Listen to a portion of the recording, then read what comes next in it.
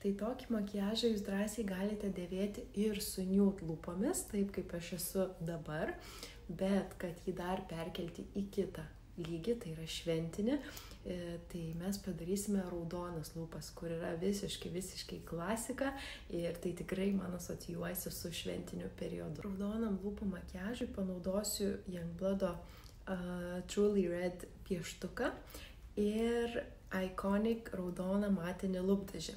Kuo man patinka šitas matinis lūpdažis, jis tikrai mažiausiai sausina lūpas iš visų matinių lūpų dažų, bet laikosi ir atrodo nuostabiai. Pirmiausia, su pieštuku išsipiešiame formą. Tai yra pradedame nuo kupidono lanko.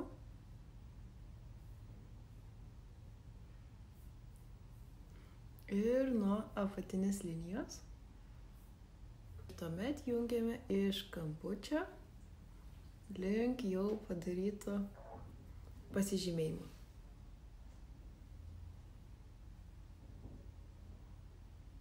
Taip formą pagauti bus žymiai paprasčiau, negu brėžti nuo vieno kampo iki kito. Kaip matote, pieštuku mėgstu užsipildyti visas lūpas, būtent dėl spalvos išsilaikymo.